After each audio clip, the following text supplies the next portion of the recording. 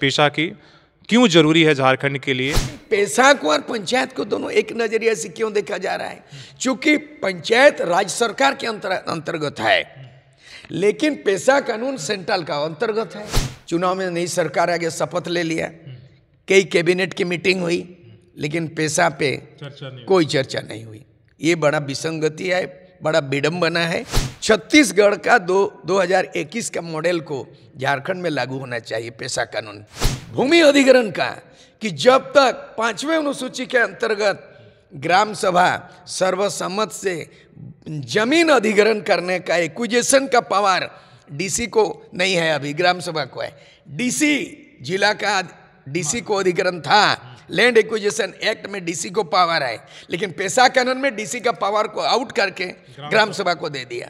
तो बहुत बड़ा पावर हो गया।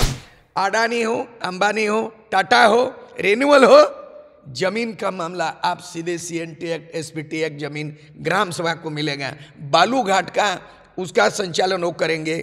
जितने भी माइनिंग होगा तमाम चीज ग्राम सभा एक पैरेलल गवर्नमेंट बन गया। फिर जो ग्राम सभा को जब अधिकार ये सारे रहेंगे तो ग्राम सभा का स्वरूप क्या होगा? वो मनोनीत होगा, नियुक्त, या उसमें भी गांव के द्वारा चुना हुआ क्या स्वरूप होगा? माझी परगना व्यवस्था 4 तरह का सिस्टम है झारखंड। अगर गांव वाले सोचा कि वो माझी बाबा का बेटा होगा, वो सर्वसम्मत से होगा, माझी बाबा अपना बेटा को मनोनीत नहीं करेगा। लोकतंत्र में डिसीजन होता है, पंचायत इलेक्शन, विधानसभा, लोकसभा, लेकिन आदिवासियों की सामाजिक परंपरा में वो लोकतंत्र अलग है। वो है वोटिंग सिस्टम नहीं है, मेजोरिटी माइनॉरिटी का मापदंड नहीं है, इनोनिमसली माने आम सहमति से माना जाता है। जो स्वशासन व्यवस्था है, आपने देखा जब रघुवर जी की सरकार थी, खुट्टी में हुआ पत्थलगड़ी, और उस समय भी ये सारे था कि भाई बाहरी लोगों का आना जाना, प्रशासन को बिना ग्राम सभा की अनुमति की आप अंदर नहीं जाएंगे।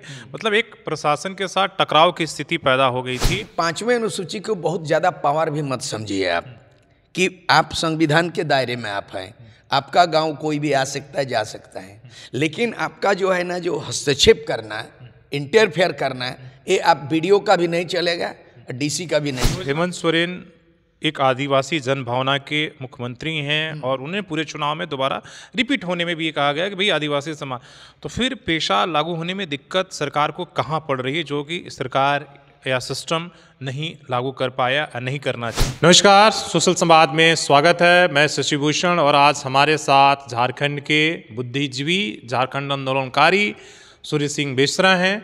और जब भी कुछ ऐसा मामला आता है झारखंड से जुड़ा हुआ जिसमें थोड़ी समझने में जटिलता हो, आम लोगों की भाषा में, और क्या इसके फ़ायदे नुकसान हो, नीति और कानून की जब बात होती है तो तब हम संवाद करते रहते हैं। तो आज हम इस मुद्दे पर हैं। एक, झारखंड में पेशा कानून को लेकर चर्चा हो रही है।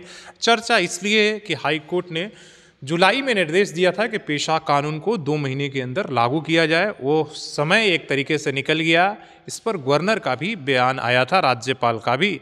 सरकार कहती है कि हम लागू करेंगे झारखंडी जन भावनाओं के हिसाब से, लेकिन क्या उसका प्रारूप होगा, क्या कुछ होगा? हालांकि आप पेशा के अंतर्गत पंचायती राज चुनाव हुए हैं, लेकिन आदिवासी समाज मानता है कि जो पेशा में संविधान ने जो हमें अधिकार दिया है वो आधा अधूरा है। सरकार जो है पूरे तरीके से वो अधिकार हमें नहीं दे रही है। तो इसी पर चर्चा करेंगे कि आखिर जो आदिवासी हितों का रक्षा कैसे हो और पेशा कानून क्यों लागू होना चाहिए, क्यों ज़रूरी है, क्या इससे आदिवासी हितों की रक्षा हो रही है? अगर आदिवासी हितों का रक्षा हो रही है तो सवाल ये भी उठ रहा है कि जो बाकी गैर आदिवासी हैं, जो यहाँ के स्थानीय हैं, जो मूलवासी हैं, उनका हितों का रक्षा कैसे होगा? इसलिए कि एक समूह और एक वैसे लोग भी हैं जो लगातार पेशा को लेकर विरोध भी करते रहे हैं कि सारा अधिकार अगर 100% आरक्षण अगर आप पेशा के अंतर्गत किसी एक को दे देंगे तो हमारा क्या होगा। तो इस तमाम जटिलताओं पर हम समझेंगे। तो सबसे पहले पेशा की क्यों ज़रूरी है झारखंड के लिए, और क्या कुछ अभी तक लागू हुआ और क्या कुछ नहीं लागू हुआ, आप आम भाषा में जिसमें समझने की। बहुत बड़े संवैधानिक ये मुद्दे हैं, ज्वलंत मुद्दे हैं। पेशा को लेके लोगों में बड़ा दुविधा है, असमंजस की स्थिति में है। मैं आपकी सवालात को मैं स्पष्ट तौर पर कहना चाहूँगा कि पंचायत को और ग्राम सभा को, पेशा को एक ही नज़रिए से झारखंड सरकार देखते आई है। पिछली बार जो है ना, जो पंचायत एक्ट बना 2001 में, पंचायत राज अधिनियम 2001 बना, 2001 से ही उनको ऐसा लगने लगा कि उनको लगा कि मैंने ग्राम सभा बना दिया, ग्राम सभा को पेशा का पार्ट समझते हैं, लेकिन ये गलत फहमी है। तो मेन ये है कि भारत का संविधान के पार्ट 9 में पंचायत व्यवस्था है। पंचायत व्यवस्था जो है वो संविधान के भाग 9 में है, जिसमें उसमें पंचायत के गठन कैसे होगा, पंचायत का गठन कैसे होगा, उसके बाद जो है ना फिर ग्राम सभा को क्या अधिकार दिया जाएगा, ये पंचायत का एक्ट को राज्य सरकार बनाती है। लेकिन ये जो पेशा है ये राज्य सरकार के अंतर्गत नहीं है। ये पेशा 1992 में 15 सांसदों को मिलाकर, जिसमें दिलीप सिंह भोरिया उस समय के एमपी थे और वो चेयरमैन बना था। इसमें दिलीप सिंह भोरिया कमेटी के चेयरमैन था, भोरिया कमेटी बोला जाता था, दिलीप सिंह भोरिया। और वो दिलीप सिंह भोरिया में मेंबर शिबू सोरेन भी थे। और उस समय कमेटी बनने के बाद जब प्रारूप बन गया तो राजीव गांधी सरकार में, पार्लियामेंट में, लोकसभा राज्यसभा में एक नया अमेंडमेंट आ गया। संविधान का 73वां संशोधन हुआ, 73 अमेंडमेंट किया गया और कहा गया ये जो संविधान के भाग 9 में, पार्ट 9 में जो पंचायत व्यवस्था है, जो चुनाव के हर 5 साल में पंचायत का चुनाव होगी, हर 5 साल में पंचायत की चुनाव होगी, ये और ये पेशा अलग है। तो इन लोगों ने क्या किया, 73वां संशोधन करके इन लोगों ने the panchayat extension to the schedule area act 1996 बना दिया, यानी पंचायत उपबंध अनुसूचित क्षेत्र पर विस्तार अधिनियम 1996 एचडी देवगौड़ा के साथ बिल्कुल अलग। हाँ, मतलब कि पंचायत तो राज्य सरकार में चुनाव कराती है, उसकी अलग व्यवस्था है। सेंट्रल का फंड आता है, पंचायत के नाम से आता है, सेंट्रल गवर्नमेंट की पैसा आती है। झारखंड में तो कम से कम 5,000 करोड़ सालाना आना चाहिए, पॉपुलेशन के आधार पर आवंटन होता है सेंट्रल, मुझे मालूम है उस चीज़ को। 5,000 करोड़ तक पंचायत के नाम से केंद्र का सरकार पंचायत को आती है, इसलिए नियमन उनको चुनाव कराना होता है, नियमन कराना होता है, उसका ऑडिट बाकायदा होता है। लेकिन पेशा को और पंचायत को दोनों एक नजरिए से क्यों देखा जा रहा है? क्योंकि पंचायत राज्य सरकार के अंतर्गत है, लेकिन पेशा कानून सेंट्रल का अंतर्गत है, सेंट्रल का अंतर्गत है।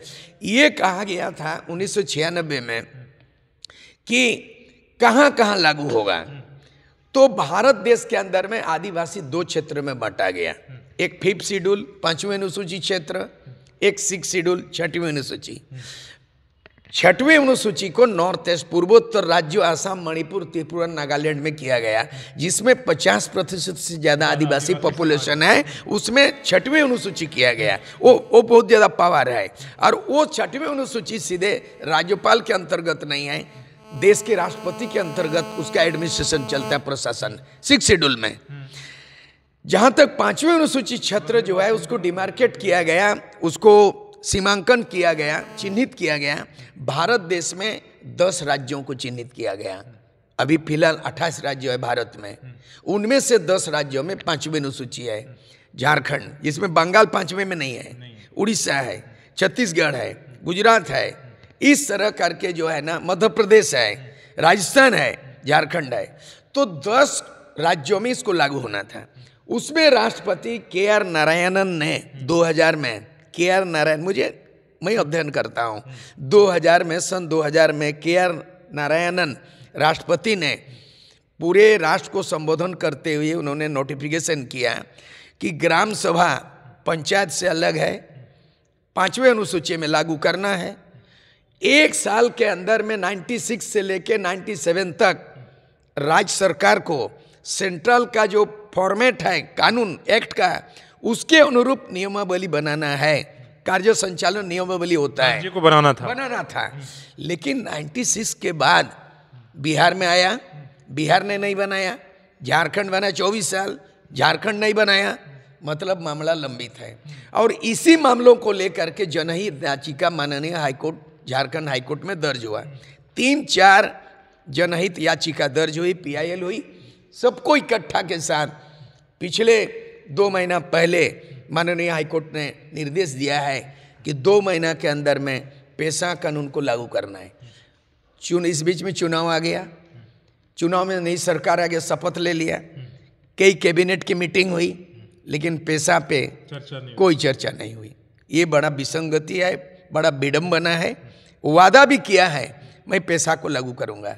अब हम क्या चाहेंगे कि अगर कोई मॉडल लागू करना है, मैं स्टडी किया हूँ, छत्तीसगढ़ का 2021 का मॉडल को झारखंड में लागू होना चाहिए पैसा कानून।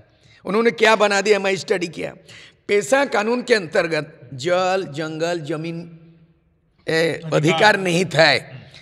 अभी झारखंड सरकार बोल रही है कि बालू घाट वो आप आवंटन होगा, ऑक्शन होगा। नहीं, पंचायत सिस्टम में, पंचायत विभाग में माइंस एंड मिनरल विभाग से अलग है, सीधे ग्राम सभा को अधिकार है बालू घाट का संचालन करना। इवन माइनर मिनरल, फॉरेस्ट का, भूमि अधिग्रहण का, कि जब तक 5वें अनुसूची के अंतर्गत ग्राम सभा सर्वसम्मत से जमीन अधिग्रहण करने का, एक्विजिशन का पावर डीसी को नहीं है, अभी ग्राम सभा को है। डीसी जिला का, डीसी को अधिग्रहण था, लैंड एक्विजिशन एक्ट में डीसी को पावर है, लेकिन पैसा कानून में डीसी का पावर को आउट करके ग्राम सभा को दे दिया। तो बहुत बड़ा पावर हो गया। अडानी हो, अंबानी हो, टाटा हो, रिन्यूअल हो, जमीन का मामला आप सीधे सीएनटी एक्ट, एसपीटी एक्ट जमीन ग्राम सभा को मिलेगा। बालू घाट का उसका संचालन वो करेंगे। जितने भी माइनिंग होगा, तमाम चीज ग्राम सभा एक पैरेलल गवर्नमेंट बन गया, यानी ट्राइबल सेल्फ रूल। अब आदिवासी स्वशासन के अंतर्गत पूरा कंट्रोल रहेगा। फिफ्थ शेड्यूल इसीलिए ज्यादा है कि 24 में से 13 जिला फिफ्थ शेड्यूल है, तो मेजोरिटी हो गया।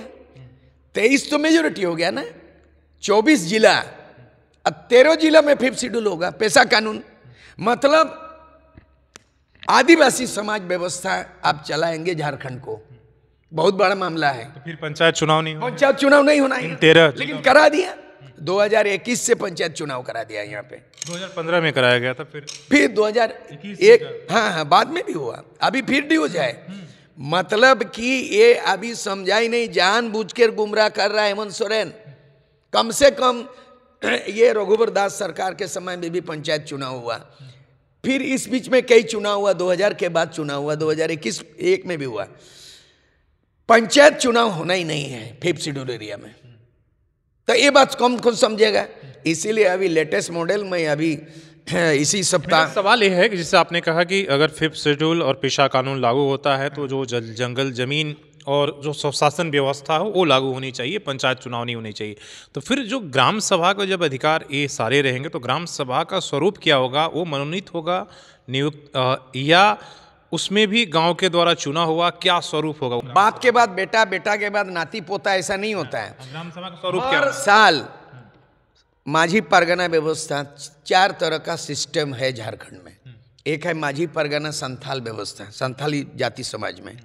एक है मानकी मुंडा हो समाज में, पढ़ा राजा में आपका पढ़ा राजा मुंडा समाज में, टोकलो सोहर उराव में, है ना। तो 4 तरह के सिस्टम ये जानना होगा कि ये 4 सामाजिक परंपरा रूढ़िवादी, इसमें चुनाव नहीं होंगे। गांव के लोग सर्वसम्मत से, बिना बैलेट पेपर से, बिना वोटिंग सिस्टम से, परंपरागत जरूर है। अगर गांव वाले सोचा कि वो माझी बाबा का बेटा होगा, वो सर्वसम्मत से होगा। माझी बाबा अपना बेटा को मनोनीत नहीं करेगा, डिक्टेटरशिप नहीं होता है। सबसे बड़ा लोकतांत्रिक व्यवस्था, दुनिया का सबसे बड़ा जो एनोनिमस होता है, माने मेजोरिटी माइनॉरिटी में लोकतंत्र में डिसीजन होता है, पंचायत इलेक्शन, विधानसभा, लोकसभा। लेकिन आदिवासियों की सामाजिक परंपरा में वो लोकतंत्र अलग है, वो है वोटिंग सिस्टम नहीं है, मेजोरिटी माइनॉरिटी का मापदंड नहीं है, एनोनिमसली माने आम सहमति से माना जाता है। इसीलिए पीढ़ी दर पीढ़ी जो बाप का बेटा, बेटा का बेटा है, ये नहीं है। अगर गांव वाले मान लिया योग्यता, अब अगर मेरा एक सुझाव, उसमें अमेंडमेंट चाहिए हमको, संशोधन हम चाहते हैं कि बाप का बेटा फिर प्रधान हो गया, बेटा के बाद फिर हो गया, उसी परिवार में हो गया। अब थोड़ा संशोधन करना होगा, क्योंकि पैसा कानून संविधान है। पैसा कानून भारत का संविधान का जो है ना 244(1) में है, 5वें अनुसूची है तो अनुच्छेद 244(1) में है 5वें अनुसूची का अधिकार प्रशासन का मामला है। अगर आप पढ़ा लिखा ग्राम प्रधान नहीं रहेगा, जानकार नहीं रहेगा तो इम्प्लीमेंट नहीं होगा। जैसे आज का एमएलए, आज का कोई एमएलए मंत्री बन गया, मंत्री को पता ही नहीं शिक्षा नीति क्या होता है, स्वास्थ्य नीति क्या होता है, रूरल डेवलपमेंट क्या होता है, जानता ही नहीं, इसलिए अधर में चला गया झारखंड। अब चाहिए अगर पैसा कानून लागू हो जाता है तो आदिवासियों के लिए परंपरागत में शिक्षित व्यक्ति को ग्राम प्रधान चुनना होगा सर्वसम्मत से, जानकार आदमी, और पूरा डायरेक्ट अभी फंड आने वाला है। पैसा कानून के तहत बजट बनाना, योजना को तैयार करना। अब ब्लॉक ऑफिस नहीं जाएगा योजना बनाना, उसका मॉनिटरिंग करेगा ब्लॉक में वीडियो सचिव होगा। ग्राम सभा हर गांव के ऊपर होगा या 2-4 गांवों को मिलाकर होगा? नहीं, इसका कॉन्सेप्ट है कि अगर ग्राम सभा का कॉन्सेप्ट है, एक है मौजा, एक है रेवेन्यू विलेज, दूसरा है टोला। पैसा कानून में कहा गया है उन टोला को भी मान्यता दी गई है जहां परंपरा रूप से एक गांव बसा हो, नया गांव डेवलप किया हो, और रेवेन्यू विलेज नहीं है। रेवेन्यू विलेज के अंदर में मिनिमम 4 से 5 गांव होते हैं और हर एक गांव में अपना ये सिस्टम होता है, ग्राम प्रधान होता है, उसको भी पैसा कानून में मान्यता दिया जाएगा। और वो जो डेवलपमेंट होगा फंड वो गांव का पॉपुलेशन के आधार पर आवंटित होगा, उसका बजट योजना उसी गांव में बनेगा। अब ब्लॉक में बीडीओ साहब का नहीं चलेगा और जिला में भी डीसी साहब का नहीं चलेगा, डीडीसी साहब का। अब सीधे जाएगा फंडिंग जो है ना, 5th शेड्यूल एरिया का अलग बजट बनेगा, अलग योजना बनेगा। अभी तक तो नहीं बना है, लेकिन फिर अभी तक नहीं बना है योजना। लेकिन फिर लोगों का आपको क्या लग रहा है कि जो स्वशासन व्यवस्था है, आपने देखा जब रघुवर जी की सरकार थी, खुट्टी में हुआ पत्थलगड़ी, और उस समय भी ये सारे था कि भाई बाहरी लोगों का आना जाना, प्रशासन को बिना ग्राम सभा की अनुमति की आप अंदर नहीं जाएंगे, मतलब एक प्रशासन के साथ टकराव की स्थिति पैदा हो गई थी। तो क्या लगता है कि क्या इस व्यवस्था में ऐसी टकराव की स्थिति पैदा होने का भी भ्रम है? ये भी एक शंका कहीं ना कहीं उस समय नासमझी से किया गया। 5वें अनुसूची का अधिकार से ज़्यादा 6वीं अनुसूची का है। 6वीं अनुसूची के तहत में इतना पावर, मैं नॉर्थ ईस्ट गया हूँ, नागालैंड गया हूँ, मणिपुर गया हूँ, सिक्किम गया हूँ, सारे फंक्शन मैं खुद गया हूँ, वहाँ ज़्यादा पावर है। रन हो रहा है वहाँ पावर ये हो रहा है कि अगर राज्यपाल भी जाएंगे कोई गांव में तो ग्राम प्रधान उसी तरह हुक्म देता है कि आप उठो, आप बैठो, आपको विदाई देना, आपको स्वागत करें, उसके बिना गांव प्रवेश मुश्किल है। 6वें अनुसूची में हो सकता है सिस्टम में, 5वें अनुसूची में ऐसा अधिकार नहीं है। दूसरी बात है कि 5वें अनुसूची को बहुत ज़्यादा पावर भी मत समझिए आप, कि आप संविधान के दायरे में आप हैं, आपका गांव कोई भी आ सकता है, जा सकता है, लेकिन आपका जो है ना, जो हस्तक्षेप करना, इंटरफेयर करना, ये आप वीडियो का भी नहीं चलेगा, डीसी का भी नहीं चलेगा। योजना को लेकर, जहाँ तक विकास योजनाओं को लेकर वो नहीं चलेगा। दूसरी बात है कि पत्थलगड़ी जो है ना, वो गांव को घुसने नहीं देंगे, और लोगों ने इस तरह भ्रम पैदा कर दिया कि ग्राम सभा लोग संसद से ऊपर है, नहीं है।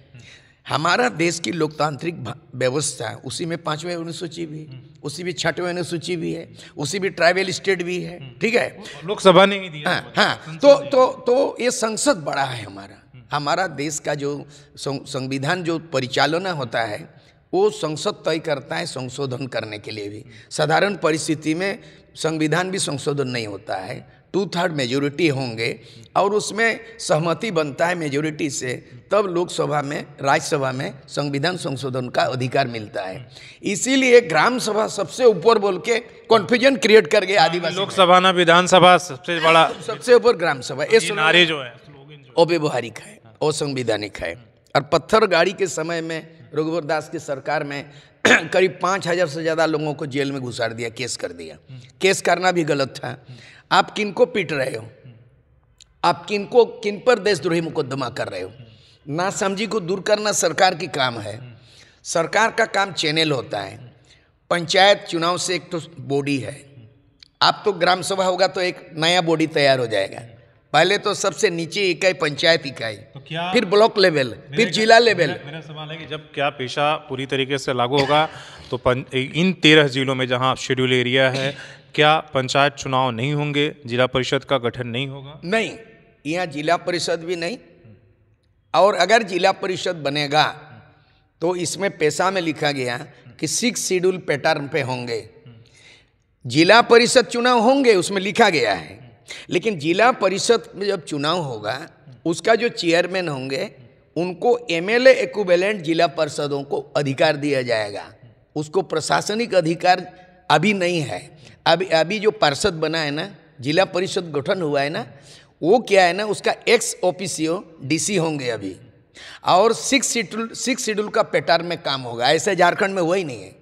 ये बहुत जो आरक्षण मिला है अभी से एकल पद का मिला है, मुखिया का मिला है, जिला परिषद का मिला है कि भाई 100% जो है वो आदिवासी समाज का ही व्यक्ति मुखिया बनेगा और वही जिला परिषद का चेयरमैन बनेगा। तो क्या लगता है कोटे का है। हाँ, उसमें पेशा के तहत कोई फॉर्मूला लागू नहीं हुआ है। पेशा के अंतर्गत ही तो नहीं है ना, 100% नहीं नहीं नहीं नहीं नहीं नहीं नहीं, वो अलग है, वो अलग है। 5th शेड्यूल में रिजर्वेशन अलग है, और 5th शेड्यूल एरिया में पेशा एक नया व्यवस्था है। जैसे पंचायत एक व्यवस्था है तो ग्राम सभा पेशा भी एक व्यवस्था बन जाएगा। और 5th शेड्यूल एरिया में मुखिया का आरक्षण होना है, वो संविधानिक दायरे के में है, वो अलग है, पेशा के तहत नहीं है।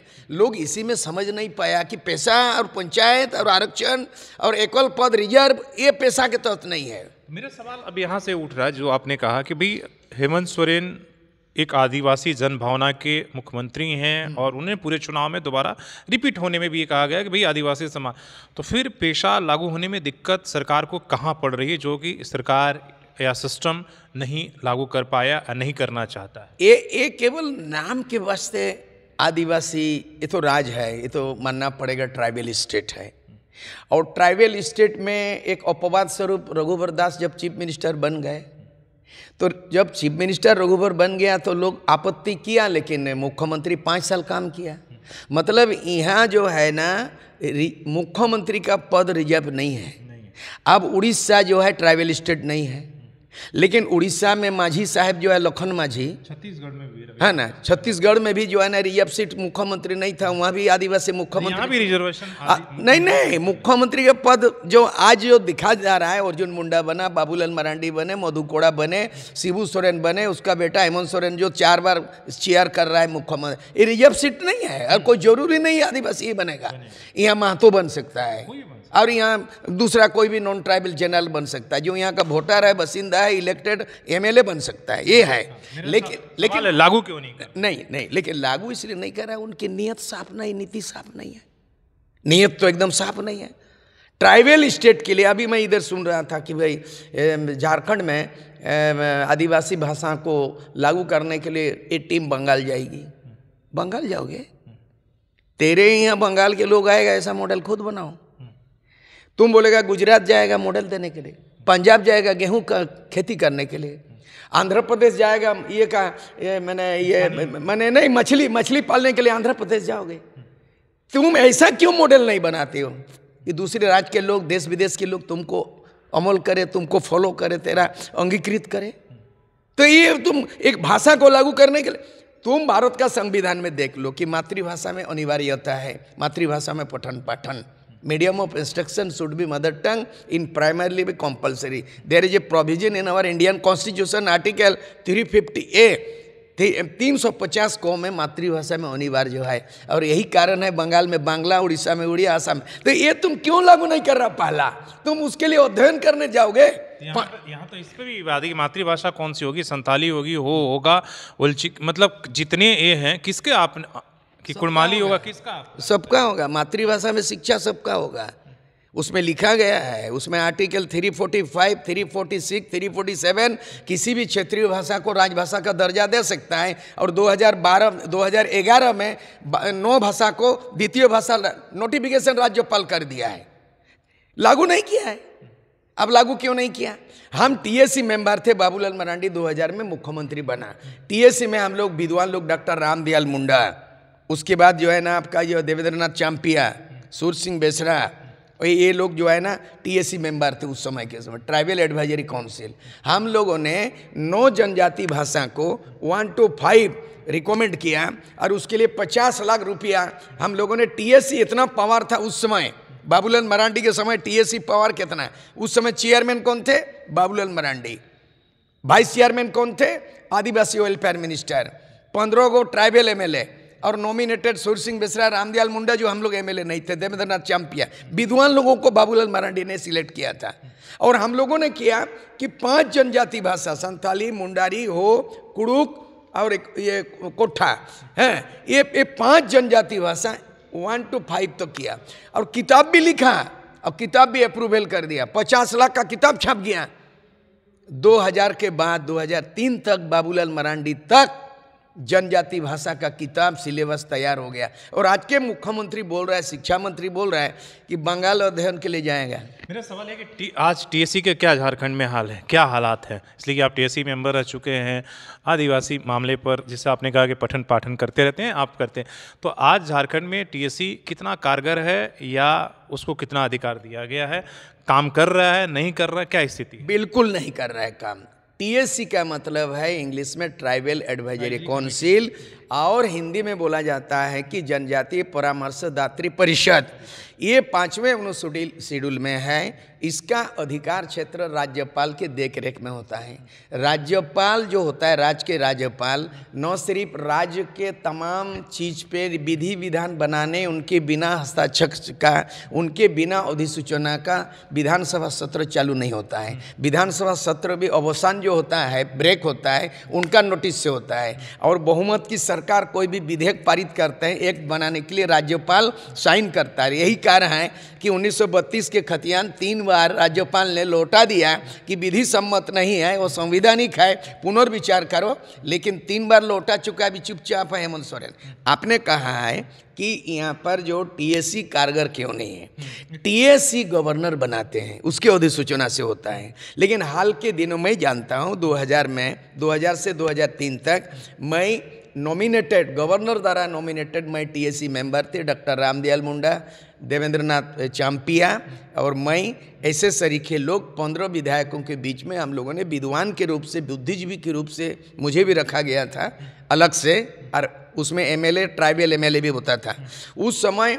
उसका ये है जैसे कैबिनेट में कोई डिसीजन होता है, उससे भी ज़्यादा पावर। देखिए, कैबिनेट में जो डिसीजन करेगा राज्य सरकार, उस कैबिनेट के मीटिंग को विधेयक बनाया जाता है और विधेयक को विधानसभा में पारित किया जाता है, फिर राज्यपाल साइन करता है, तब उसका एक्ट बनता है, अधिनियम बनता है।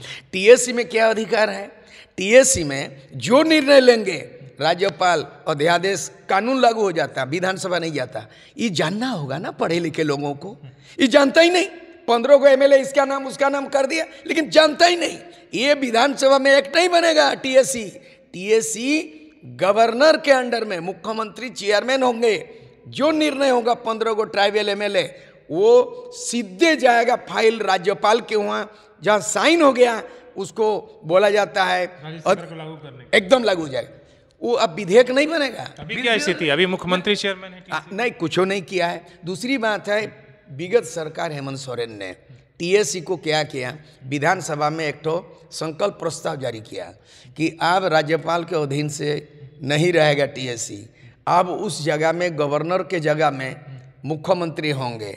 15 को एमएलए, आदिवासी एमएलए डायरेक्ट मुख्यमंत्री चॉइस करेंगे, वही नोटिफिकेशन करेंगे। नहीं कर सकता है। भारत का संविधान में 5th schedule, 6th schedule, 8th schedule, 9th schedule पूरा है। और मैं आपको बता देना चाहता हूँ, कौन काट घेरा में हो गया, हम तो नोटिस देने वाले हैं मुख्यमंत्री हेमंत सोरेन को। 2007 में 9 जजों का पार्लियामेंट, मन नहीं, सुप्रीम कोर्ट के 9 जजों का, जिसको बोला जाता है संवैधानिक पीठ, कॉन्स्टिट्यूशनल बेंच बोलता है इंग्लिश में, हिंदी में संवैधानिक पीठ, 9 सुप्रीम कोर्ट के जजों ने 2007 में जजमेंट किया, the basic structure of constitution never be changed. बोलता है विधानसभा एमेंड नहीं कर सकता है, लोकसभा छेड़छाड़ नहीं कर सकता है, और कोई भी अदालत चुनौती नहीं दे सकता है। 9th शेड्यूल में जो इंक्लूड किया हुआ कानून, और कहा है बेसिक माने स्ट्रक्चर, मतलब 5वें अनुसूची राज्य सरकार नहीं बना सकती है, 6वें अनुसूची राज्य सरकार नहीं बना सकती है, और कोई अमेंडमेंट नहीं ला सकता है। तो अगर इस तरह का प्रावधान है कि केवल राष्ट्रपति के अनुमति से 5वें और 6वीं अनुसूची में पार्लियामेंट, लोकसभा, राज्यसभा कोई भी मामले में दखल अंदाज कर सकता है, बिना राष्ट्रपति के नहीं होगा। लेकिन कैसे हेमंत सोरेन विगत सरकार, उन्होंने 5वें अनुसूची के तहत गवर्नर का अधिकार को छीन करके आपने ले लिया। और संवैधानिक है, रीट हो जाएगा, उसको हम नोटिस, लीगल नोटिस देने जाएंगे हम, हैं इसी जनवरी तक हम लीगल नोटिस देंगे कि 5वें अनुसूची का आपने असंवैधानिक काम किया है और नैतिक काम किया है, ये कानून सम्मत नहीं है, संविधान सम्मत नहीं है। ऐसा मत छेड़छाड़ करो आदिवासी के साथ, इस तरह धोखाबाजी मत करो। हम नोटिस करेंगे, लीगल नोटिस। तो चलिए, एटीएसी और पेशा पर हम बात कर रहे थे और बाकी राजनीतिक चर्चा तो चलती रहती थी और उसे समझने की कोशिश कर रहे हैं। और अभी लगातार जो आदिवासी समाज है वो इस तरह के चर्चाएं हो रही हैं, सेमिनार्स बुलाए जा रहे हैं, बातचीत हो रही है, इसलिए कि जब से हाई कोर्ट ने निर्देश दिया है कि इसे जल्द से जल्द लागू करना है, सरकार भी कहीं ना कहीं उन्हें लागू करने के लिए विवश है। लेकिन कहीं ना कहीं एक डर भी है, वो अधिकार कि हमारे जो हाथों में अधिकार है, जैसा कल भी हमारी बात हो रही थी तो कुछ लोगों ने कहा कि जो हमारी प्रशासनिक व्यवस्था है वो पूर्ण अधिकार नहीं देना चाहता है, वो चाहता है कि भाई अधिकार हमारे हाथ में रहे, सब कुछ ग्राम सभा या उनको ना जाए, जाकि हमको चुनौती मिलने लगे। तो ये डर हो सकता है कि उनके लिए वाजिब हो, लेकिन आपके लिए क्या है और आप इस पर क्या राय देते हैं? अपनी राय आप दे सकते हैं अपने सहयोगी शेष राममूर्ति के साथ। शशि भूषण, सोशल संवाद न्यूज़, झारखंड।